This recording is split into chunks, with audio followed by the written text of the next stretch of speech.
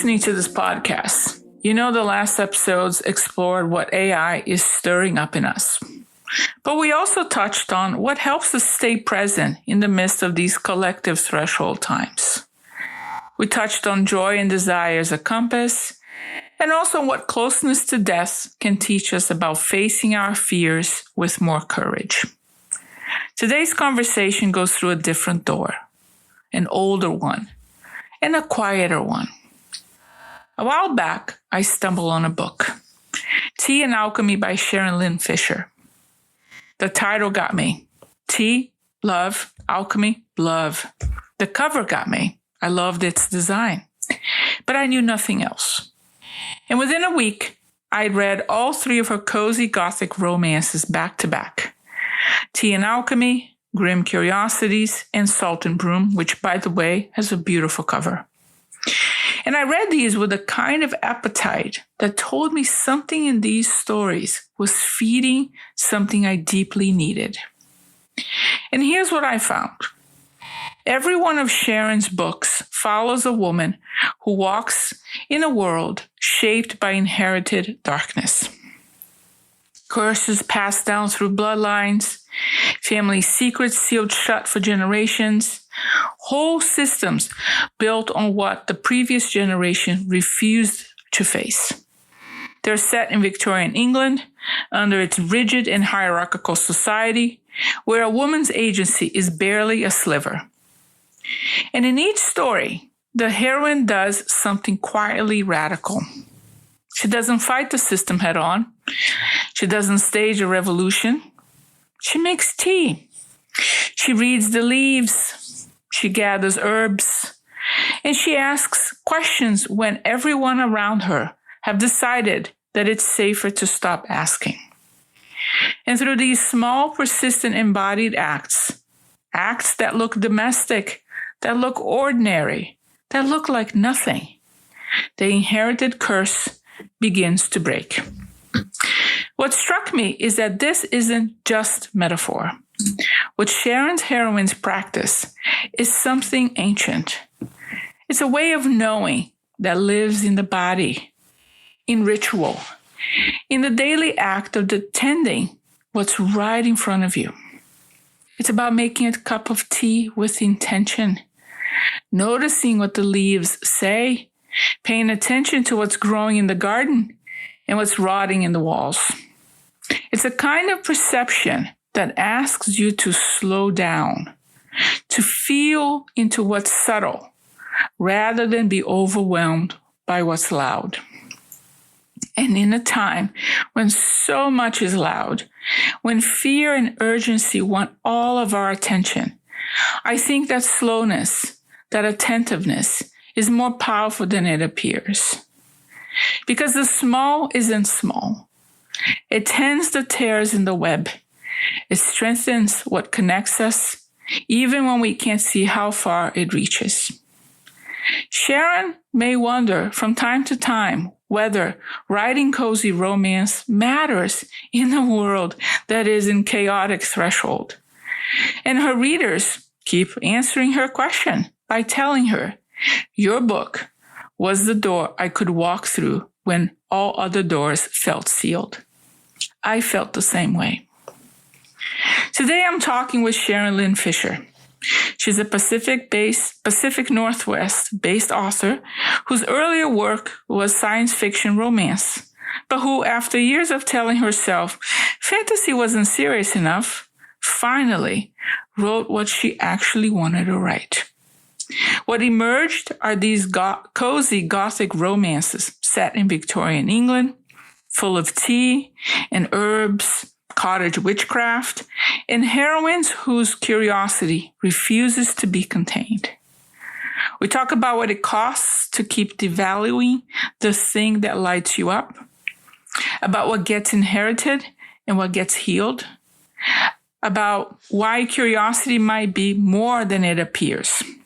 Because curiosity is what keeps us present, what refuses to let things be flattened into simple answers. It keeps our desire for life alive. And that's precisely why it's the first thing that gets shut down when fear or power over enters the room. Sharon's heroines know this in their bones. They keep asking questions, keep looking closer, keep staying with the mystery when it would be so much easier to walk away. And about the question that sits underneath all of it, the one I suspect many of you are asking yourselves as well. Does the work I do matter? So let's find out. I'm Vanessa Cuto, and this is Romancing the Threshold. So Sharon, how are you doing? Good. How are you? Good. It's fun to be here with you. Fun to be here with you too. This is going to be fun. I've got my tea, my water, so in honor of our conversation. But we were just chatting before I hit record, the warm up, and we were talking about thresholds, crossing thresholds. But perhaps before we dive into that bigger topic, I just want to hear, what's your origin story as a writer?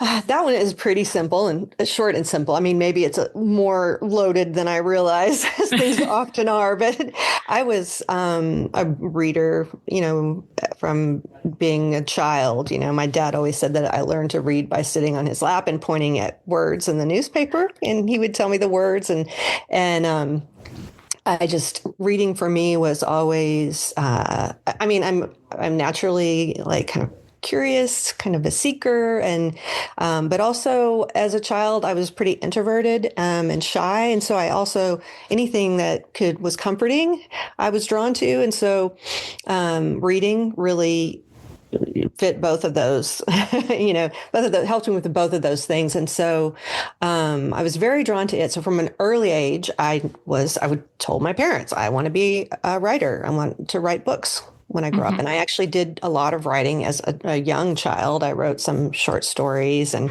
oftentimes the things I would write when I was younger would kind of mimic stories that I was reading or enjoying. And I did things like wrote little family little family newspapers. My dad would take them to the office and print them and bring them home, make copies of them. And so it all kind of, I've always known, but probably the bigger, you can know that as a child without knowing what's really involved. And of course, we all go through the period where we try to figure out, well, what am I passionate about, and how does that intersect with how I'm going to earn a living? And of course, my parents were very pragmatic, and half of me is very pragmatic too. But how do you make money doing this? Well, they were both kind of pushing me towards kind of communications and maybe possibly journalism, things where you knew that there would be, career waiting for you. Mm-hmm. And so that direction. And in college, I studied journalism, and I worked in journalism for a while, but then I also went into corporate communications and eventually technical communications. And but the writing I did on and off for many years, and I'm almost 60 now, so there was a long period of time where I don't know, as a young adult, I got pretty committed to it for a while. And then as life kind of got harder, I kind of dropped out of it and became kind of more relationship and career focused, all the things. And it kind of got away from me because at some point along the way, I lost the sense of, it was kind of sad. I didn't realize it was happening, but I lost this sense of that it's okay to write stories that aren't literature, that aren't important, quote unquote, important stories, and so I had this crisis of what kind of a writer am I? And that question, I couldn't answer it for a really long time. And so long that I started saying, am I really a writer to myself?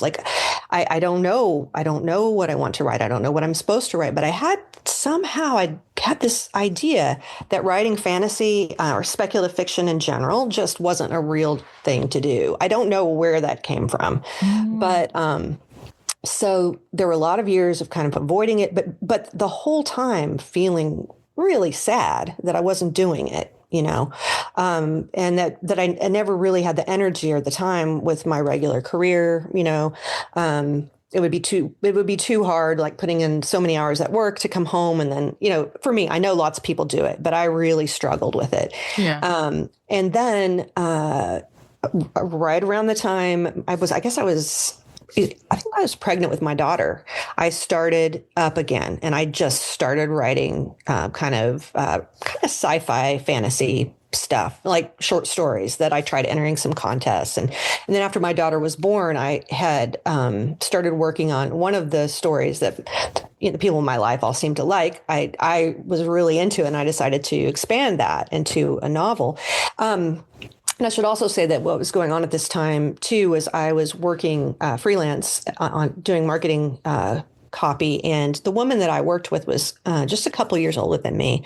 And she had cancer, and she died within a year or two of her diagnosis. And that was, I know this story is almost cliche at this point, but it was a very big wake up call for me. Like, I don't know how much time I have. What do I need to do in the time that I have left? And it was kind of like, maybe I need to do that thing that I've been telling myself my whole life I wanted to do. And so all of this stuff kind of came together. And that first book that I wrote in that time period, I ended up doing well in some contests. And that was the first book that I had published. So, and it's all just kind of gone from there. Yeah. It is, like you said, it's cliche, but it's the biggest wake up call, death. Yeah. Nothing like death. That's for us to be like, what are we doing? It gives everything a perspective. Yes. And the whole memento mori, when I recently traveled to Scotland, and I visited a lot of kirkyards, and all of the tombstones have skulls and the memento mori on the tombstones, and like that's what that's all about, right? You're gonna die. We all are going to. What are you gonna do with what the time you've got left? Yes. There was a church in Orkney that I visited, the cathedral. It was everywhere, memento mori, and it was like, okay, I get the message. Yeah. It's true. What are we gonna do? And there it was. It came back to you. Yeah. But in your first book, that was more sort of sci-fi. Mm-hmm. And then kind of what led you then to write more sort of the gothic romance? I think the truth is that I was really always more a fantasy girl. I do enjoy sci-fi, but I started writing sci-fi because I had it in my head that it was going to be more publishable. I don't know why, but I just thought that I'd have an easier time publishing a science fiction story. And because I do like science fiction, and I had written some as a young person. I just started there. And the first 3 books that I wrote were all science fiction romance. So they all had a romantic story too.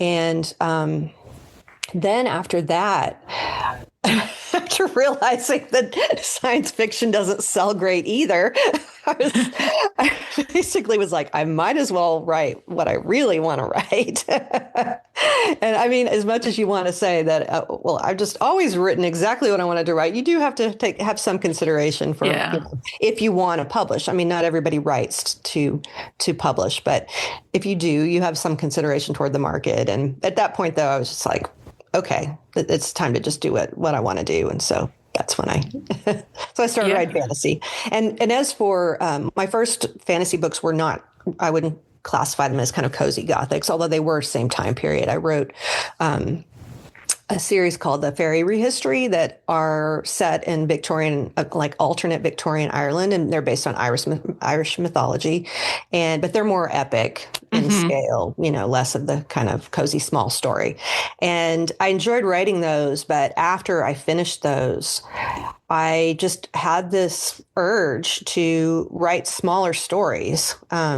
Because I like to read epic fantasy, and I enjoyed writing it too, but I don't know, I was just ready to try something different, I guess. And the first idea that came to me when I started thinking along those lines was the Jane Eyre, retellings for Salt and Broom. One day I was trying, I think was this during the pandemic? I think it was. And I was just starting to think about what I wanted to write next. And I started thinking, there have been other retellings of Jane Eyre, but I don't think anybody has ever told her story with Jane being a witch. And to me, it just seemed like an obvious thing because the original has so many witchy, kind of overtones and undertones and references and, just like tons. And so, and I was interested in studying witchcraft anyway. And so I just like took it on and all of that resulted in Salt and Broom. So, and that's, I've been writing the same. I think the stories I'm writing are different from each other, but, set in the same, essentially the same kind of world, a Victorian setting with magic that's not big epic magic, but smaller magic. And, and here we are. Here we are. Well, because I discovered your book, actually, I guess in total, I'm going backwards in your, if you will, in your book catalog. Right. I started with Tea and Alchemy, and then I went to, I read them back to back. Tea and Alchemy, Grim Curiosities, love the name, and then Salt and Broom. And I was like, then I realized I'm reading them like in this sort of reverse order. But, since that's what stood out to me, the sort of the magic that's in there, but it's not epic. And, right. But before we dive into that, I know I'm kind of here between thinking so many questions I could ask. But it was good to know your origin, how you came into writing. You were always writing, was there, but then having this experience with your coworker friend passing and sort of that call to do it. And then you start writing and then you're like, might as well write what I really want to write, which is more of that sort of, would you call it Victorian sort of fantasy? Yeah. Historical, kind of gothic historical fantasy. The previous series was maybe a little bit more gaslight fantasy, the fairy rehistory. But now we've kind of been referring. People seem to kind of refer to these new books as cozy gothic romances or cozy gothics. Yeah. Cozy Gothics. But it's interesting. You look, I can, in hearing the story, I can hear sort of the going from am I writing? Should I write? Can I do this? Am I not writing the serious literature? Right. And then I was thinking about the great American novel kind of thing. And then coming down to you know what? I'm going to write what I like. Yes. Let's just go here, Yeah. And that was a pivotal for me, just from a personal perspective too, because it was not just my writing; it was in everything. Why I really opened up my mind to, and kind of my life to things that were always interesting to me that I always kind of pushed aside as not being grown up, like witchcraft. I mean, just like everyday magic, I don't know. It opened up my world in a lot of ways. But in a way, what I'm also hearing, because maybe I'm reflecting my own experience, it is a distillation to what really is vital to you. Yes. That lights you up. Yes, I would agree with that. Yes. Yeah, that brings you joy. That's right. Doesn't matter. But here comes the bigger question before we could record what we were talking about is how does the things that bring us joy, that is your talent, the gift you're bringing, kind of mesh with what's happening in the world that feels so dramatic, doesn't even begin to conceptualize, every day, I guess most people wake up thinking, is this the day? Is this the last, the end of the world or what's happening? That can be really a challenging question. When you look at what you do and compared, against the backdrop of what's going on in the world right now, and it can be easy to feel like how small it is, how that it's not important, that it's not, maybe it's frivolous or self-indulgent. How it can feel that way in the face of, tragedies and, horrific things going on. Why am I doing this? I should be doing something that helps more than this. Those kind of questions come up. And so for me, and this is a question it really gets right back to what we talked about at the beginning, like asking yourself, what value does this have? Does this have value? And when I first started talking, I talked about how like, oh, I've got to find my voice as an author, and I got to find what I'm going to write for, as a grown up for what my like serious stories are going to be. So I was doing the same thing there, like devaluing what interested me as a writer and what really, kind of lit up my world as a writer, devaluing it there. And so here now, currently, I've, recently found myself doing the same thing. Like, what does this matter? And for me, it's been really important because it's something that I needed, regardless of what's going on in the world right now, that I needed to examine personally and to understand, like, to like be gentle with myself and be honest about what I'm doing. And when I say be honest, I mean, not downplaying, and I started to realize like, and this has been, I've heard this from readers too. And so that's really helped. Sometimes you're the one thing that they could stand to do one night because they were scared or they were just so, kind of beaten down by things. And you were the one thing that they could do, was sit down with some tea or a glass of wine and read your book and go someplace that allowed them to just to kind of heal a little bit. I don't know. Is that a pretentious word? But, to find some healing, to find some soothing, to find some quiet and before they have to go back out into it again. And it began to become real to me that this does have value. It may not be obvious value. But, and I said this earlier when we were talking, but books can be lifelines. Lifelines, yeah. So, yeah. In a way, it's a reflection of your own characters. At least of the 3 books I read, they work with that small magic. Yeah. The magic of the everyday. It's not epic. Right. But it's the small, consistent application and practice of that magic and their engagement with it that helps heal in the situation that in the book. Yeah. But I think it's just in life too, the little bit that we do. It's several thoughts are coming to my mind. The first one, I think it's actually Tolkien, and it's making me think of the Fellowship of the Ring, because who carries the ring? The hobbits, the small. Yeah. In my mind, who's the real hero? Sam, who helps Frodo. Absolutely. And long ago, I had seen an interview with Tolkien's son alluding to his father saying that there's this escaping in the story. Like the story was given to him. He went someplace and it was given to him. And I think when we read a book or listen to a story, we're being transported somewhere else that it may be dismissed as escapism, especially if it's romance. It tends to be the fluff thing. But it is a place where perhaps we rest, we heal, we learn something, then we can come back, like you just said, and engage with what is happening. Right. The other part is very personal to me. I was always more of a nonfiction reader.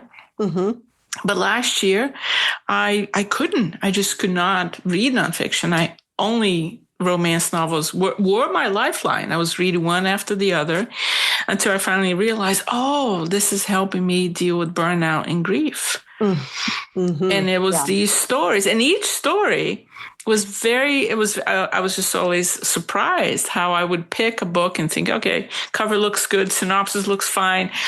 But once I was in it, a lot of the depth was in the story that was not advertised in the synopsis at all. Right.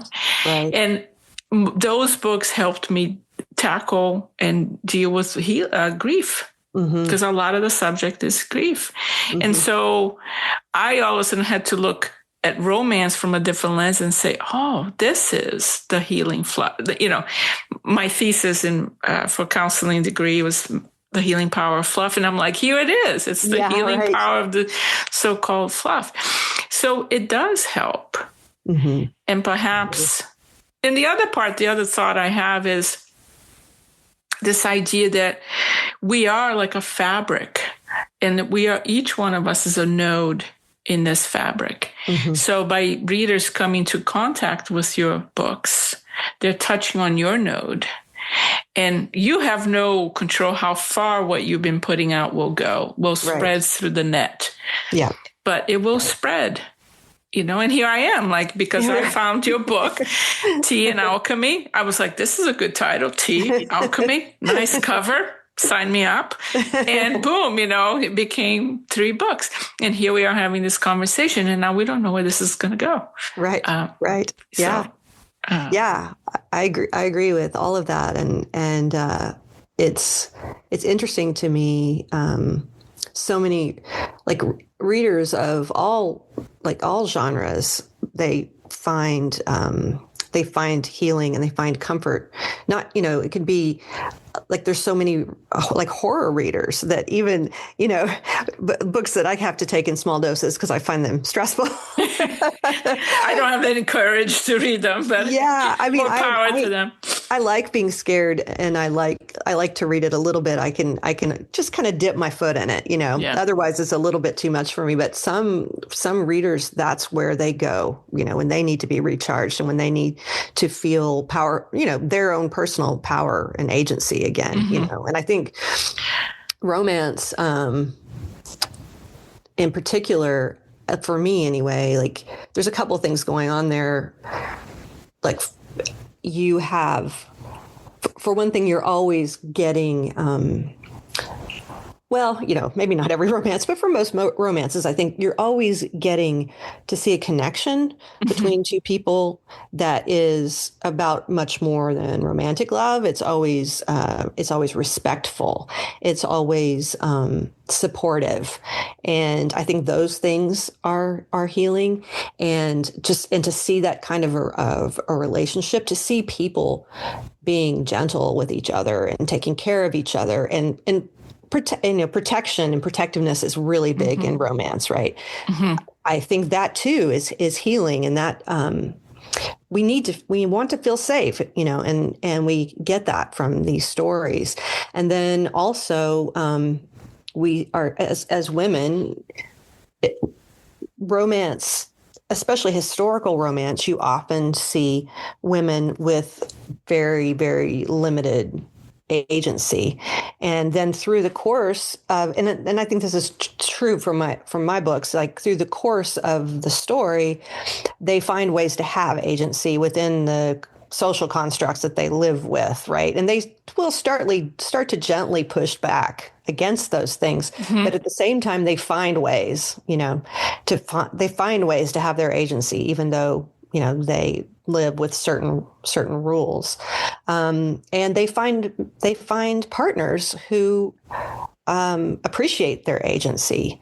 And so I think a lot of these things, we're lucky if we see them in real life, and but to read them, to spend time in these stories, I think that's, for me, why they can feel so soothing and so healing. Yeah. 3 thoughts here coming back to your own origin story of your parents saying, oh, you gotta, be practical as well. Yeah. You need a career. And I was just thinking, the 3 heroines that I read, they all work. Yes. Yes. Mina works at the tea shop, Yep. Grim Curiosity, she's running the shop. Right. And of course, Jane Eyre, totally working girl, right? She's working. Yep. And so they all had their magic, and within a very structured society with such limitations, all of these characters, they're working, they're bringing, and they're engaging with, that's the thing I really appreciated about them, is they kept their curiosity and their compassion, even within such pressure. They couldn't do this, they couldn't go do that. They couldn't walk alone, and, but yes, and the male counterpart, the partner, respects that. And the other thing I think too, stories give us an element of possibility. And here's the thing that I find such a horrible criticism, especially to romance, when people say it's fairy tales. And I'm like, if you say that, you have not read fairy tales. Right. That's right. Because a lot of fairy tales, except the Disney stuff, right, they're pretty grim. Yeah, that's right. So I feel like they were not really for children, but no, originally, no. And so this idea that things end happily, right, is, that's infantile. That's children. Right. And it really annoys me because in a way, psychologically, you need to have a sense of completion, a sense of possibility. Yeah. That something will get resolved. Yeah. It feels to me like a rehearsal, perhaps, in the mind, like athletes envision themselves winning the race. Right. That's right. I feel like it's a little bit. It also gives us, maybe not exactly like in the stories, but an example of possibilities of engagement, the respect that you're talking about. Right. That's right. The way to engage with power systems that are oppressive. Yeah. I think stories, you as a storyteller, in the good tradition of the bards, are helping people relax, maybe, slip away a little bit from their reality, but also teaching us something different that's possible. Yeah. Yeah. Yeah. I think so. I've had to have a lot of years before I could really understand that and see it that way. Is one thing interesting to me about romance too, that this is a slight tangent, but it always, because that criticism comes up so often, where people talk about how it's unrealistic and how its relationships aren't really like that. And I think that people forget, though, like romance is exclusively, with some variation, almost exclusively stories about people who are meeting, courting, dating, whatever, and discovering each other and themselves, and then falling in love. And the story closes with either a long-term relationship or a marriage, sometimes a baby. That period of any relationship, it is not unrealistic to paint that as very exciting, very happy, very different from what the course of the whole relationship will be, because obviously you can't be on that high for your entire relationship. Yeah. But so I again, this is a little bit of a tangent, but I always, when I hear that criticism, I'm always like, but no, that's not true. It is like, look back to the beginning of any decent relationship that you've had. Was that realistic? Well, it was for that time of the relationship, that's the way it goes. And romance writers, they choose to depict that time because it is such a wonderful time. And we all like reliving that, Yeah. And so I think the criticism of it being unrealistic, is flawed in a lot of ways. But that one in particular always is striking to me, is because, we're not telling a story of a 20-year marriage and all the things that can happen or go wrong in a 20-year marriage. We're talking about the beginning, and everything's fresh and exciting. And so anyway. No, it's true. And it is exactly the meeting of the other, right? So where all the attraction and the challenges, of course, there's the, 100 pages before the end, they're going to break up in some way, or there's a separation. But it's exactly the arc. It's almost like the romantic heroic or heroine's journey of, like, you meet, you face the other, there's challenge, you grow as a person, because that's the whole point. You kind of expand enough to receive the other. It's a process. It needs to happen. Yeah. And all this jadedness is not helping matters, at all. It has very long repercussions. Yes. People are not dating, I know. They're not meeting. So it's a big thing. So I think in some ways, it might not feel like, in the grand scheme of things, of all the things that are happening in the world, is this enough? But it is, I feel, at least personally, it is a point of reconnection and hope, maybe rehearsal for staying curious to the other. Yeah, yeah. And reminders about the importance of things like empathy and protecting those who need protection, supporting people when they're hurting, when they're, whatever. Like, I think we all need those reminders, right? Even, if we're good people, it's still, and again, the word healing again, like seeing those aspects of relationships and remembering that that's what we need. That's why we need relationships and community, is because that is what we get from each other, understanding and listening, empathy, support, all of those things that are always themes in romance novels in particular, but and just as a reminder too, that's normal. That's normal, right? Like everyone can identify with that because we can feel that and we know that that's normal. This other idea of taking what you can take and even if it hurts people, and that's not normal. Nobody wants to read about that unless it loses in the end, unless it's defeated by good people. So. Yeah. And it's not, I like to think it's not creatively generative. It's happening. I don't think it's the full history of humanity, right? Because I think when you're going back to death, when you're dying, you're not, if you're still kind of sound of mind, you're not going to say that's what you wanted. You wanted to make more millions. Right. You're going to have to come to that moment of like, I wanted the connection. I regret not spending more time with so-and-so. That's where it's at. You take the only thing that really you might take with you, because you take nothing. It's the good that you had. Yeah. And so I think that's back to death. It really kind of narrows it down. What is essential? Yeah. What is really cool? What really matters? Yeah. The other thing I was thinking about as you were saying is,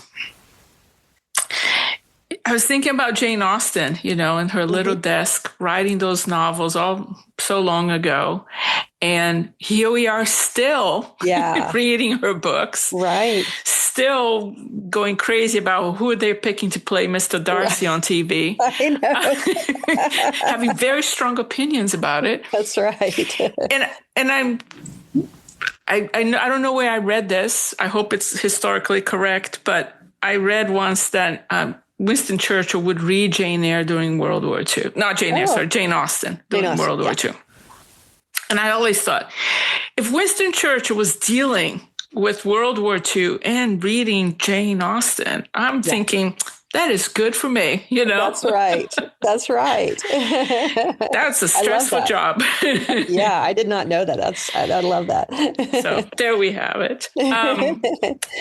Well, to go back to the domestic magic, because like I said, I'm working through your books backwards. But to the three ones, there was all this sort of the quiet, the everyday form of knowing, right? That plays a big part in this work. So for you, what does that mean, bringing in this, centering that kind of magic, not the epic kind, but the kind of domestic magic? Yeah, that's an interesting question, because I didn't, a lot of these things that are in my books, like I never, in the beginning, you don't sit down and say, I'm going to do this for this reason. And so then you have to go back and think, I wonder why I did that. And I think with the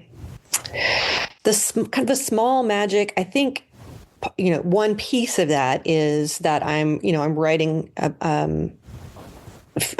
female main characters and their stories. And at the time period that I'm writing, that was kind of domestic, was their domain, right there. Now, fantasy, you have a lot of leeway. You can, you can be a warrior, you can be a magician, you can be a witch, and I do have a witch, but but I also keep my stories within the framework of Victorian society. And so those were women's domains, the small, quiet, baking, tea, the comforts of home, all of those things were women's domain. And so I think that's part of it. But I also think, and this goes back into what we were talking about just a little bit ago, but I think too, these are small magics, like tea leaf reading, cottage witchcraft. They're tools for regulating the nervous system. They're tools for like processing information, processing emotion, and I think. So if I'm describing these stories to somebody, I might say they're cozy books. They have a cozy vibe, but I do think it's more than a vibe. And I have no problem with vibes. I love gothic vibes, cozy vibes. I love vibes, but at the same time, I feel like it is a little bit deeper than that. In that, you've probably, I think a lot of people, most tea drinkers have probably heard people say, especially if they're English, how tea can just someone comes in and they've just seen something awful. They're swept in off the moors and let me make you a cup of tea. Right. Yeah. And so that's just, it's part of our culture is not really the right word, but it's something that we've really internalized. Right. It's very centering. Yes, it's very grounding, very comforting, grounding, centering. I'm okay. Kind of like where we have mindfulness now and we say we do that with the breath. We sit and we breathe and we watch our breath and it reminds us that we're here right now and right now we're okay. I think that you get that from tea and you get that from the caretaking of other people when they make you tea. Let me make you something to eat. Let me do this for you. And even small, domestic arts. I haven't done a lot with that, but kind of with Jane in Salt and Broom, the little herb bundles that she would make, and the poppet making, and just these little. To me, these little. I don't know what's the word I'm looking for. They're tangible actions that are so much more than what they appear. Yes. They're accomplishing more than if you're watching it as a movie, she's making tea, right? Or she's, whatever. It's again, I look at them as, tools doesn't seem like the right word to me, but it is in a way, it's, I don't know. I feel as you're describing that, I'm thinking, just before we started our conversation, I made myself and my husband a cup of tea, It's a way to center. I think too, it's about, there's an element of the ritual. And when I think of the ritual here, I think ritual to me is very simple. It's you bring an intention and something you want to create. Yeah. And you use something physical that you have at hand that would be an embodiment. So it puts together the intention with the physicality of making something. That's right. Yeah. And I think that's the key here. I think so too. The intention with the physicality. Yes, I agree. I agree with that. Yeah. Yeah. Absolutely. and also I think depending on, if you make yourself a cup of tea, but if there's another person making for you or you're the one making it, there's an element of we're together. Okay. It's almost part of the stress it is. Tunnel, right? You get to now calm down together with another and talk about it, process it. Yeah. Yeah. With a warm beverage. Yeah. Not to mention... Oh, go ahead. Oh, sorry. Not to mention sometimes the healing properties of if it's an herb tea. That's right. That's right. You have. Yeah. And even black tea has a lot of very healthful properties and theanine, soothing, and all those things. And I was going to say too that also, when it is, something shared, when you're making tea for somebody else, then you just, the obvious, but I don't think, I think it's so important, that feeling of being cared for.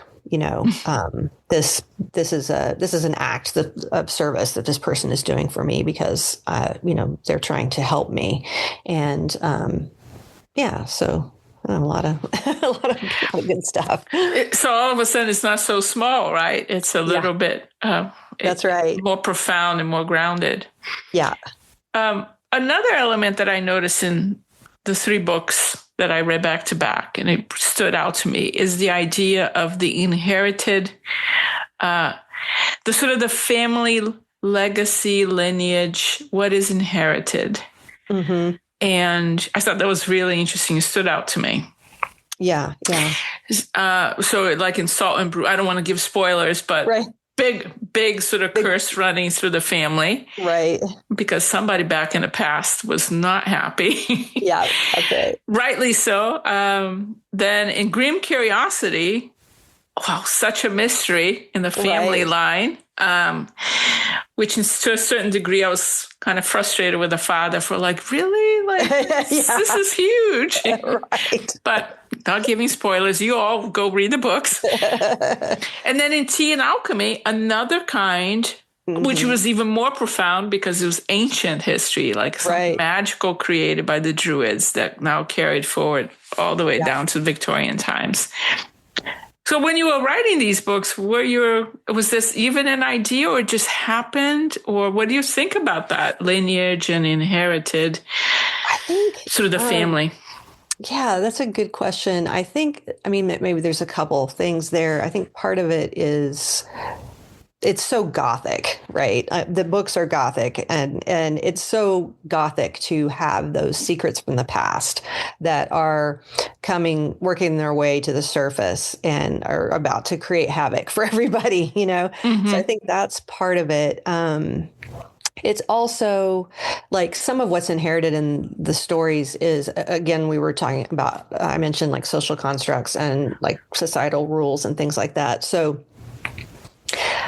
that too is something that has been inherited from a previous generation. And then you have the heroines who are like constrained by this, but also starting to kind of push back a little bit. But two, I think, when you're dealing with character arcs,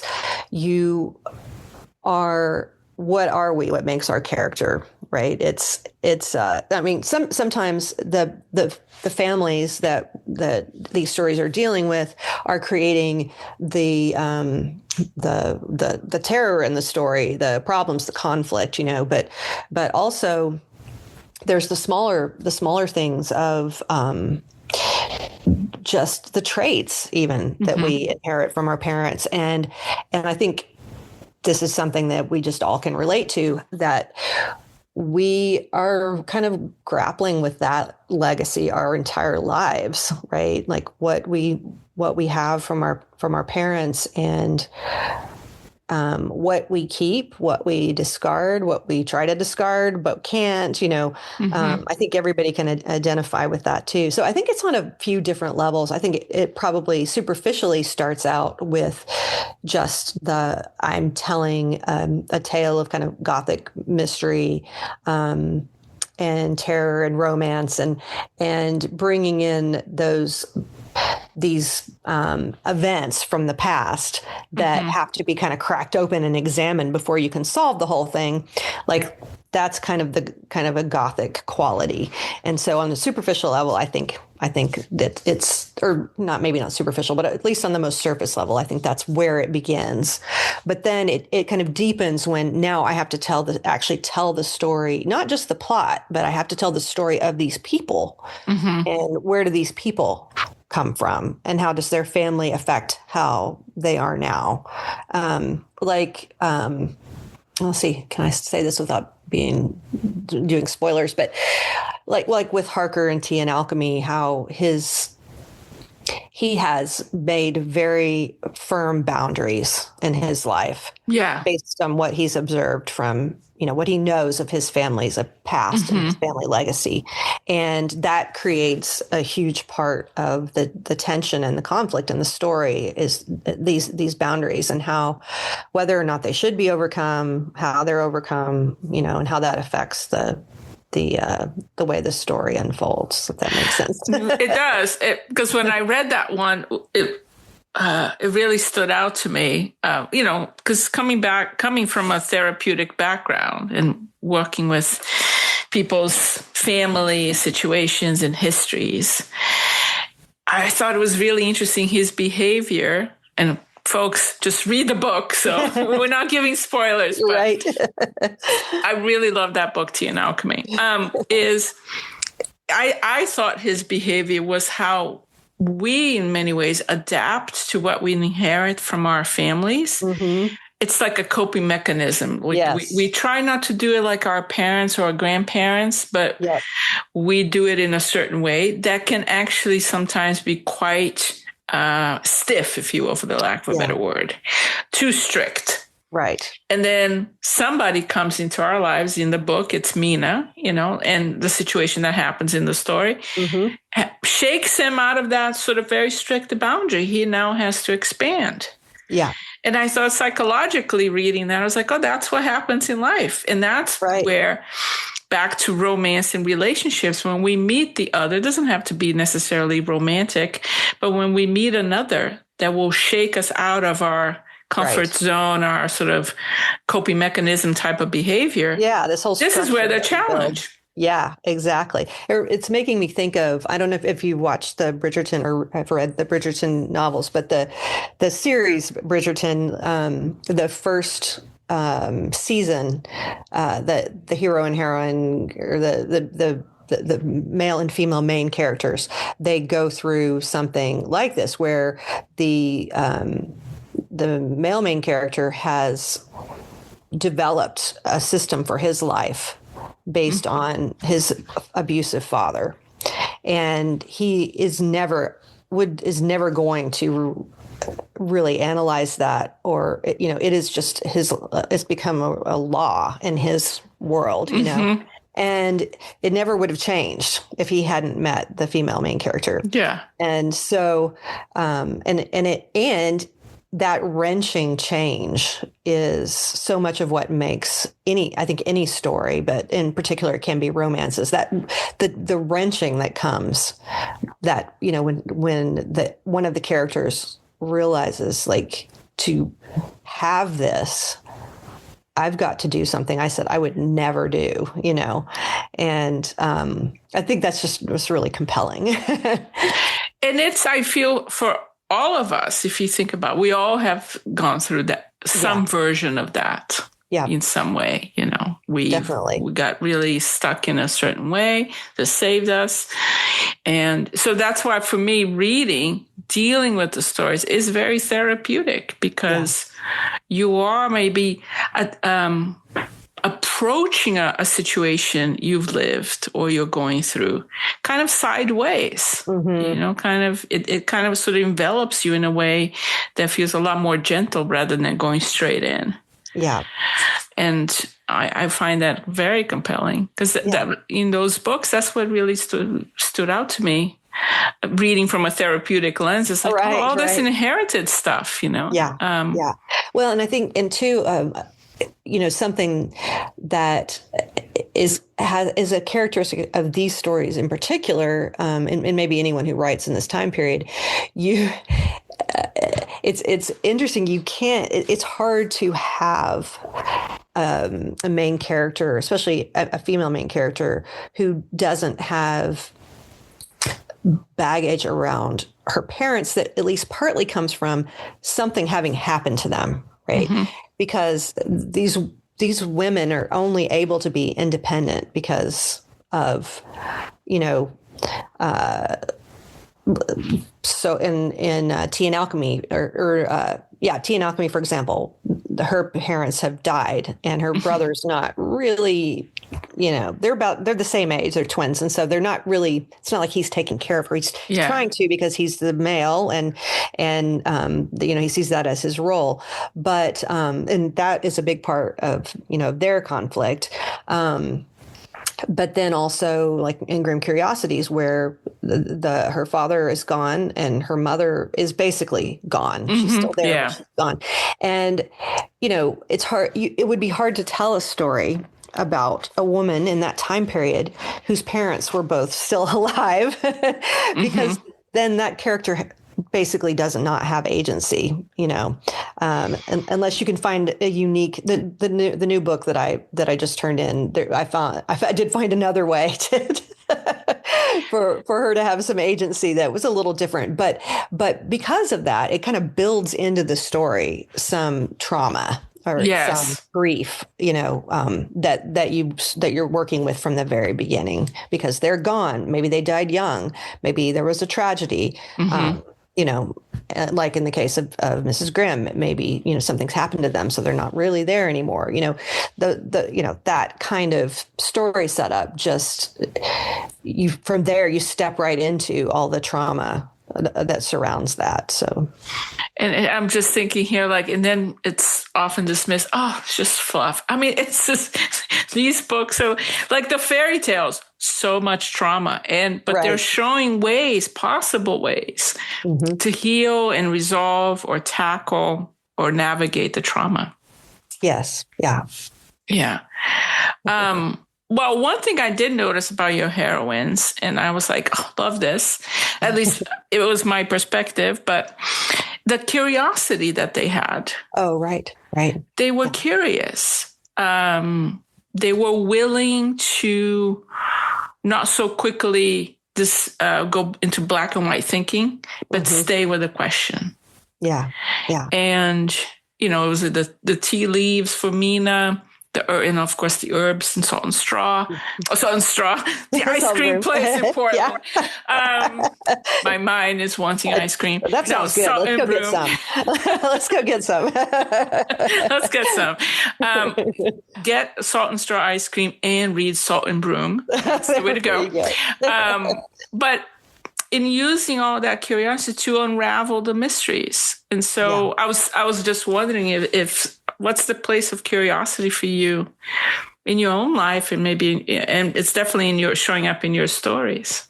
Yeah, it's interesting. I think that is the reason that shows up is the way these characters kind of approach life is this was not planned, but it's very similar to the way I do in the sense that, I am really curious, and I'm spiritually, I consider myself a seeker, and but at the same time, there's like half of me that's very logical and pragmatic. And so I feel like I hadn't actually really put this together until you mentioned it. But I think that my main characters are operating in a very similar way. They come in to the story. They begin from a very pragmatic place. Jane is okay. I'm going to be sent to this house where I don't know anyone, and I have to do well because it's what's expected of me, and also to help keep my school going. So I have to do this. And then with Mina, I can't in Tea and Alchemy, I can't stay in this house. I can't, she knew that she was too alone, and that she had to find a way to kind of sustain herself. And then also, of course, contribute, she can contribute somewhat financially to the story, or to her household.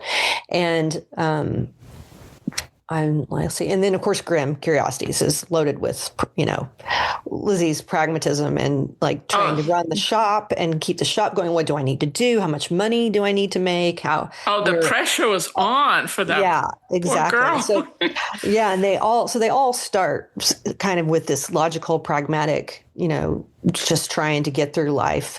But something happens, obviously, in each of them, in each story, where it's not that the curiosity wasn't there before, but it begins to draw that out of them. Like, oh, what's this? What's happening here?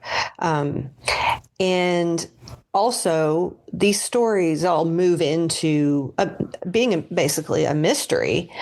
And that's one of the things that you always find when you read, just even reading like Agatha Christie, right? The people who are solving the crimes, that's one thing they all have in common. They all ask questions, and they keep asking questions until they get answers. And that's definitely something that my main characters, I think, share with, just from your basic like mysteries, like they wouldn't get in these predicaments if they weren't questioning, and that's part of what leads them into like right into the middle of it, where everything's starting to kind of go a little nuts is by following, questioning, finding the answers. And, but two, that makes it sound a little bit mechanical, but they are also, there's wonder. They have wonder and they have interest, that's important. And I feel like for me, that's something that I had as a child, and then not so much through most of the rest of my life, but has kind of reawakened in like middle age. And so, yeah. Yeah. As you say, that's really important, because I feel curiosity is always attacked. Curiosity in general, you ask too many questions. It's problematic. We know that in authoritarian governments, that's the first thing that they want to shut down. You're asking too many questions, don't ask the questions. Yeah. We are seeing it unfold. Yeah. But wonder is also very important, that sense of, I think to me, wonder brings that sense of possibility. Yeah. And if the characters had not had the curiosity and the wonder, they wouldn't have solved their issues. That's right. Yes, they got into the thick mystery, but it also helped them solve and break the spell of many things. Yes, that's right. Because of that. So I feel it's so important nowadays to have that wonder, because everything is so flattened out. Yeah, I agree. Yeah. And I think when we are in a personal threshold or in a collective threshold, I feel this in myself, kind of very much like yourself. I'm both pragmatic, but also very curious and imaginative. And those two can battle inside myself. Yes. But absolutely. I find really important to stay with the wonder and the curiosity, so as to not flatten out things. Because I feel when you're in wonder and curiosity, it's more difficult to be controlled by fear. Oh, yeah. That's a really good point. Yeah, that's very true. Yeah. And that's where they often like to attack the first thing, right? That's right. And I think that now that you're saying that, and the stories, in my stories, it's like that is what kind of keeps them going, is their desire to understand what's going on. To understand, yeah. They could walk away, they could be, of course, then we wouldn't have a book, but we often do, right? This is too much. I don't want to get involved in this, and, but yeah, that for these characters that I want to know, I want to understand, that's really keeps them going and allows them to be successful in the end, I would say they are successful. Yeah. They discover, they find love, they solve their financial issues, especially true. in grim curiosity. I was kind of seemed like a weird word to use, but you're right. It's very true. There's a measure of success. The other thing I was curious, especially because of grim curiosities, but also Salt and Broom, is, there was an element of the folklore and the reimagining of the story. So how did you come How do you decide that to approach a retelling or a reinterpretation of a folklore or a story that's very famous? Yeah, that is a good question. I think for me, it's so these stories that have been with us a long time that are really popular with readers. There's some core element of I almost want to call it this kind of the soul, the story soul that and that's what we connect with, and that's why it's resonates with so many people, and that's why we go back to these stories. And so I think for me with the retellings, it's like, I know with Salt and Broom the original was one of my favorite books. I think it was the first classic that I read that I didn't have to read for school, that somebody said, oh, you should read this, you'll like it, and so I think kind of lost my train of thought for a second. Where was I going with that? Okay, let me see. Well, Salt and Broom and the retelling of one of the first stories classic that you read. Thank you. I drifted off there for a second. So because of that, so when I decided to retell Salt and Broom, I wanted to keep intact, if I could, that kind of core or soul of the story that people so identify with, just from the perspective of, this is what makes this story worth retelling, I think, and then I didn't ask this question verbatim, but I think the idea in my own mind was, okay, now if I took this story and I could say, how would I want someone else to retell this story for me to make it something I would find really compelling? I mean, as much as I love the original, how can I build on that by now tailoring this story to me as a reader? And so that's what happened with Salt and Broom. I was really interested. There's so many mentions of kind of witches, fairies, and things in the original text that I wanted more of that. I was like, I want that to be real, not just like these things that they mention in the story. I want that to be real. And that would be, now, wouldn't that be a story? For me, that was kind of some of my thinking. Like, I would love to read that book. And so that's what I did with that. I took the core of it, and then I said, I want to tell this story as, I want it to be witchy. I want it to be magical. And and that's what happened. And kind of similarly with Tea and Alchemy, I started with, this is a spoiler. I mean, you find this out right away in the story. Yeah. So you can cut this out later if you want to. But I love vampire stories, but I wanted to, I asked myself, well, how would I tell a vampire story? What would be what compels me about those kind of stories? What is compelling to me about those kinds of stories? And so that's what I did with that. Yeah. And then really with Grim Curiosities, it was about books. Even though, there's a lot of folklore, it was kind of like, I liked the idea of doing something that was kind of reminiscent of like a Christmas story. Yeah, it had a very Dickens vibe. Yeah. Yeah. I wanted to tell a story like that, but I wanted to make it more magical. And I liked the idea. I love curiosity shops just personally. And when I visited York, there's that, the whole city has kind of like in the old town has that kind of, there are, like curiosity type shops there. And it just felt like it went together so well. And then just the idea of these old books that there was some mystery around, those kind of things all came together. And I'm not sure that was fully answering your question, but I think I got at some of it. That's okay. Because in reading Grim Curiosities, I was like, oh, I want to read the books in the book. Yeah, right. Right.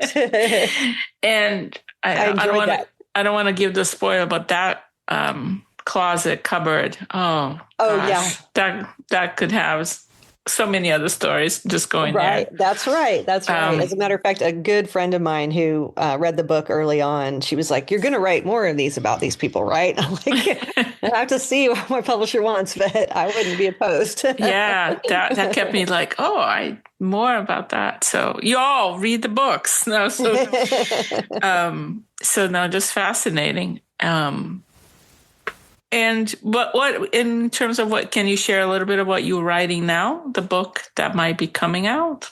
Yeah. So one of the things I really liked about, or one of the aspects of Salt and Broom I enjoyed writing was the apothecary garden. You know, on the grounds there's a small poison slash apothecary garden, and I'm really kind of fascinated by those. And I just kept thinking, oh, it would be fun to write one where that is a more central aspect of the story, and so. The new one is that it's set in Cumbria, in the Lake District, and there is a house with a glass house that has a poison garden, and there's a woman, a botany illustrator who I won't go into too much detail about the backstory, but who ends up going there to illustrate and to catalog the plants, and then the house, she starts to find out that there's some strange things going on, and she's dealing with the only other person who's there is this gardener groundskeeper who works there, who she begins to refer to the grumpy Viking gardener. And so You had me at Viking, so well, yeah, right. Yeah. So, and it's the current title of it is Bane Bloom, and we'll see, if we end up with that title in the end. But I love that. I hope it is, because when you mentioned the poison garden, I was about to say the Banes. Yeah. So the book. So Bane is a family name in the book, and it's a part of a big family mystery, and it has there are more kind of old. This has some of the elements from the other stories are old documents and books and poisonous plants and a little bit of witchy stuff too, and so that's the next one.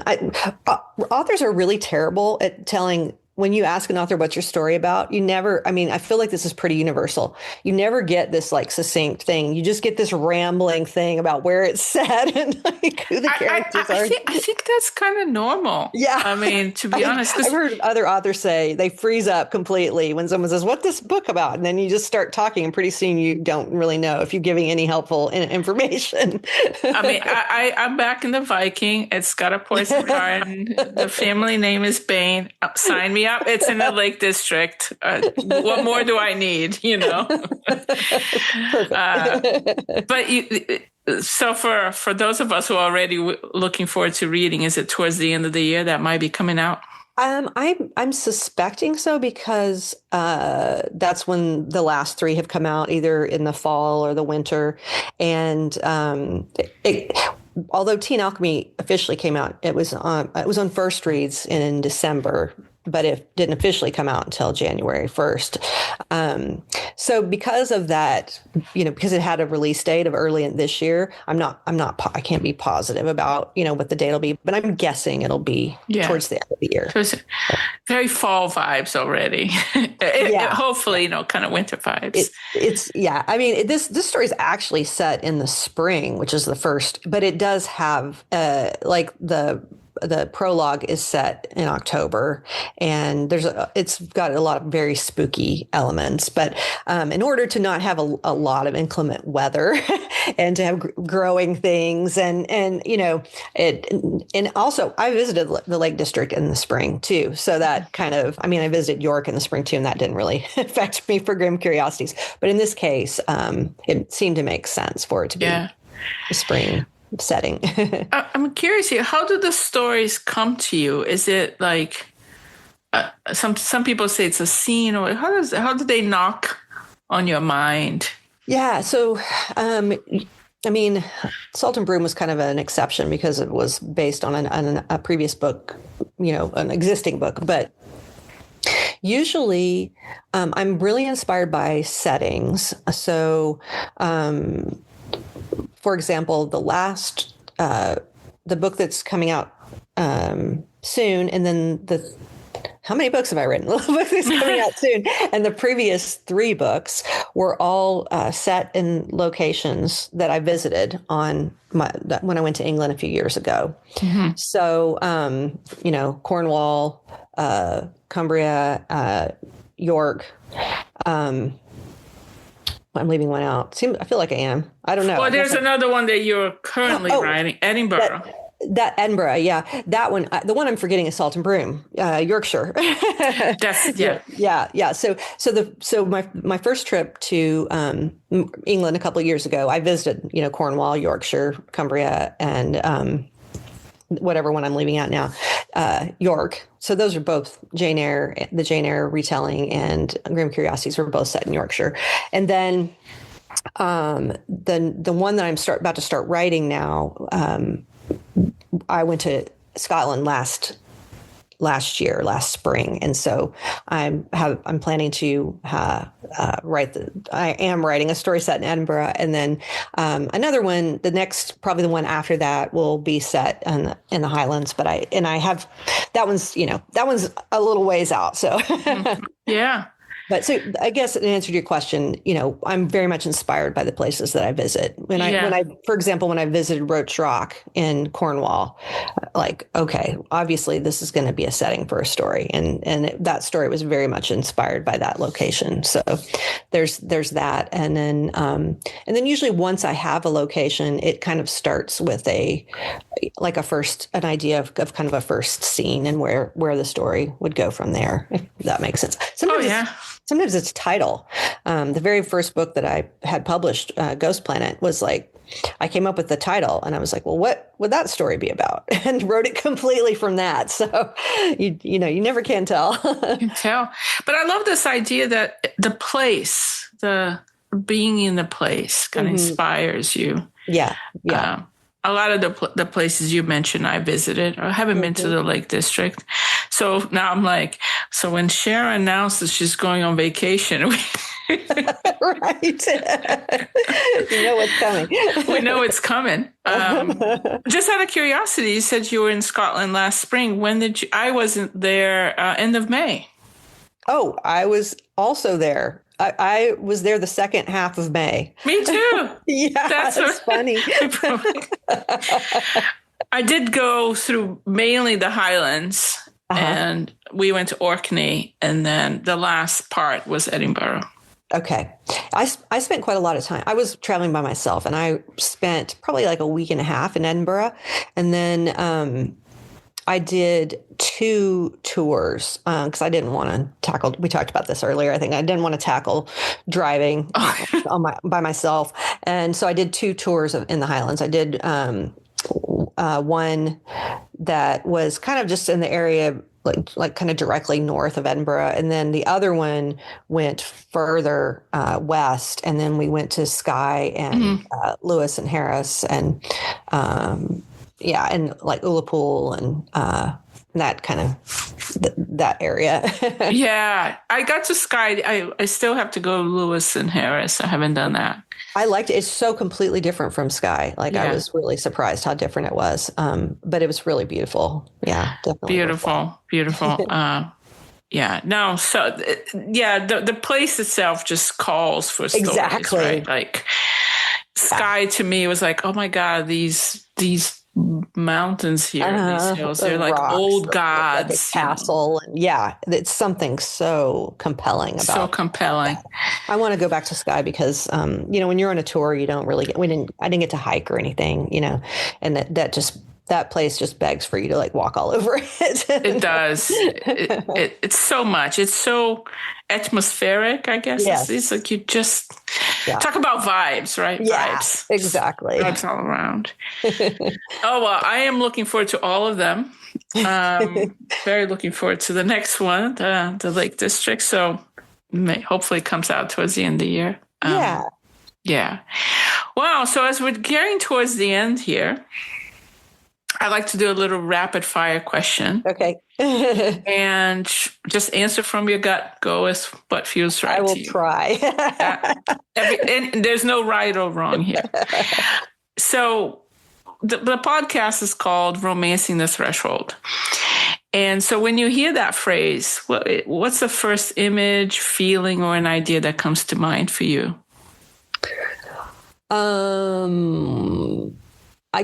think the first thing that probably comes to mind is kind of the idea of liminal spaces, and the spaces between spaces, like the spaces between worlds. And I feel like with my books, that's a lot of what I'm kind of exploring. Is these people are all in between lives, kind of what life was before and what their life will be after, the story is completed. They're very different.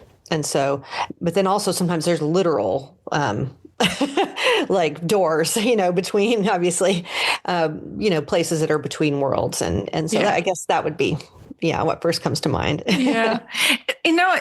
As you answered that, I never thought of this. A romance novel, in a way, is a threshold because the characters come together. There's this is in between who they were and what's going to be next. So exactly. Yeah. It's a turning point. It's a turning point. So if you could keep one object on your writing desk that acts as a talisman, maybe you already have that, for your creative process, what is it? If you can share that. Oh, yeah. I'm just trying to think. I've got so many things. Like I'm kind of a magpie. And so I have also the other thing is I move around the house. Like I don't actually use my office a whole lot because I'll work we have a fireplace in the living room, and when it's cold, I'll work in there. Sometimes I work at the kitchen table. And, but like right now I'm looking at what's in front of me, and I'm like, there's stones, there's shells, nobody will be able to see this, but I'll describe. I have a hag stone that I got when I was working on Salt and Broom, and, candles. I have a lot of different scented candles. And, so there's really crystals, there's really not one single thing. It's kind of stuff I've picked up that I have is special to me for some reason, and I'll switch things around depending on what I need for, at that time.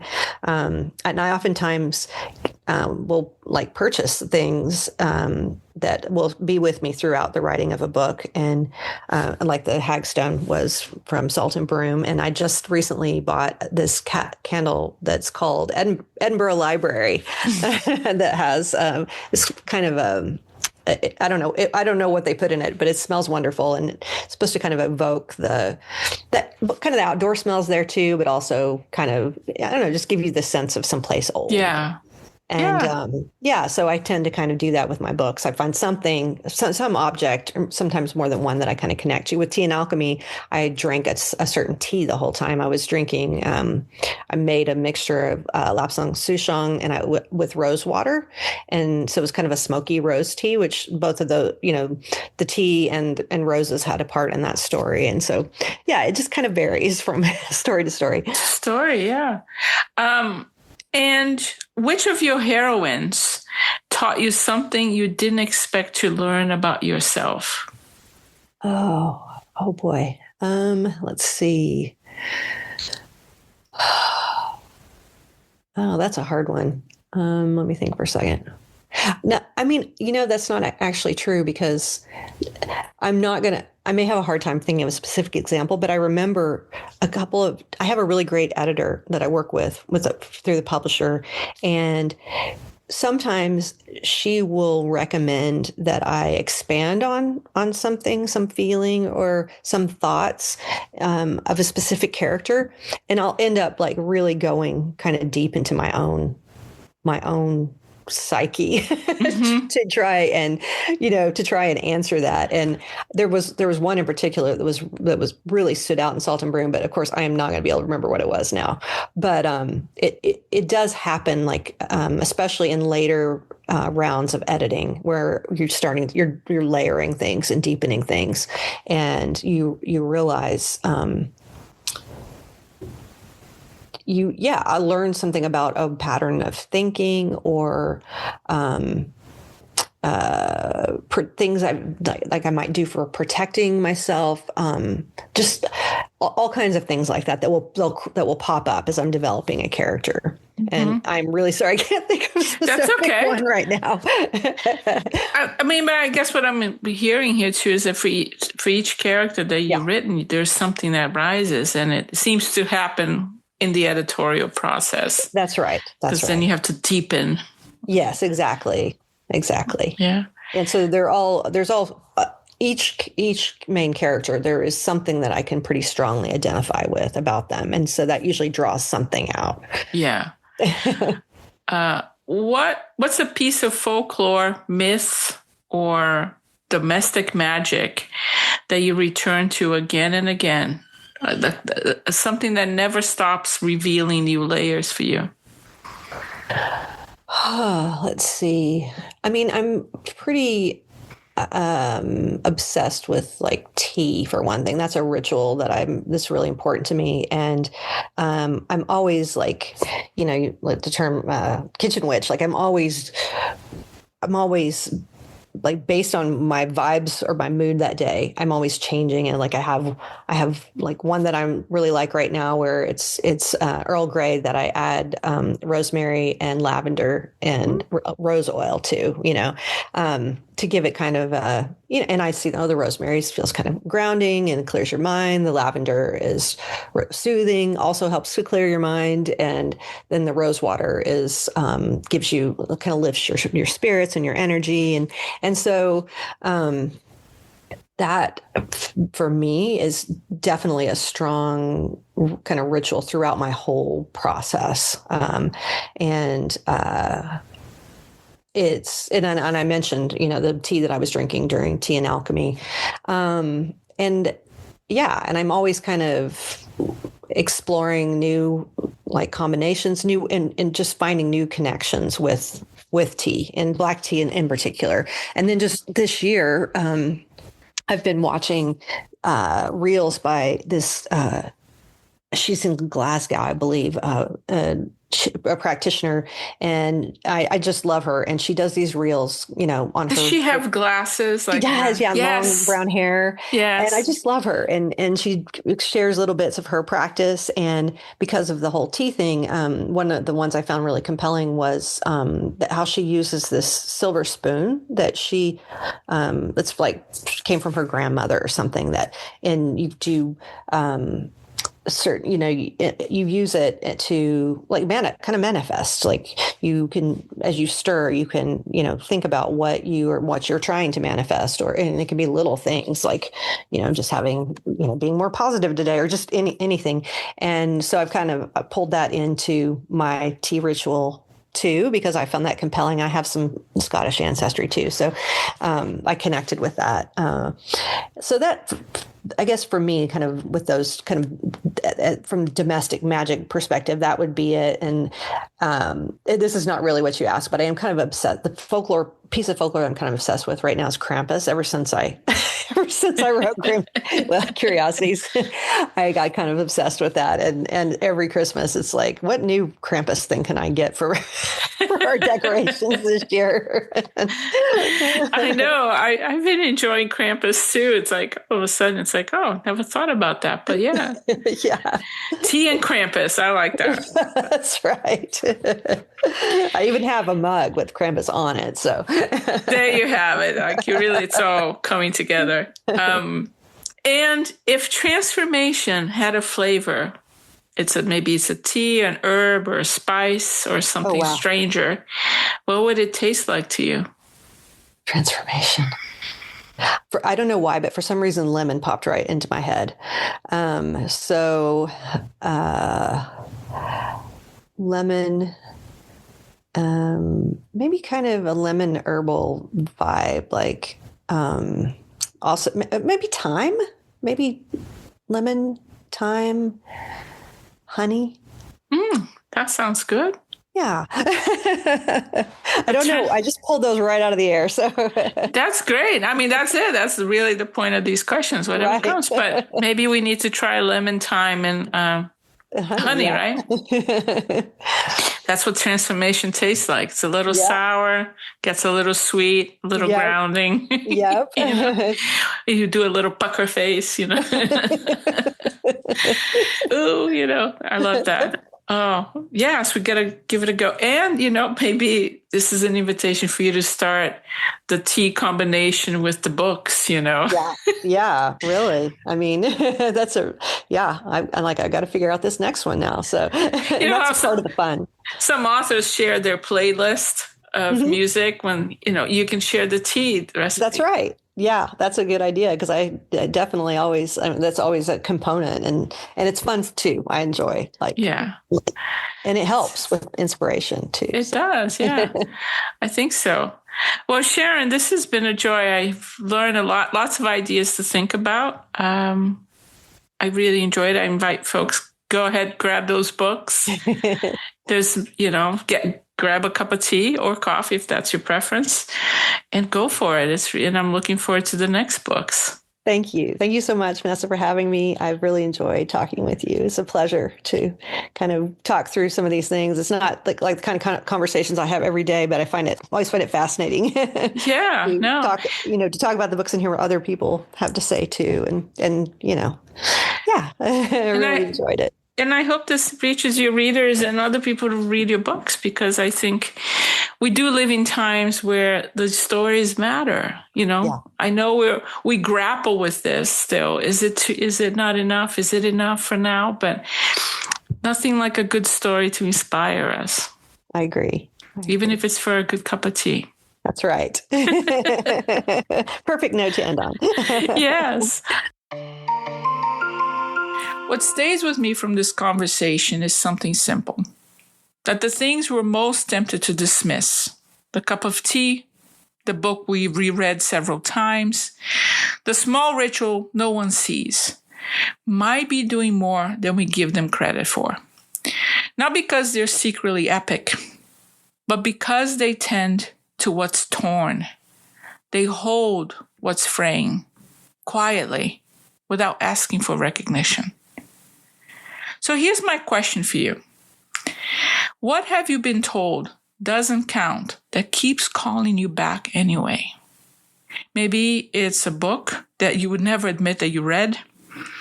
Maybe it's a trope that you love to reread again and again. Maybe it's a practice that feels too small to matter.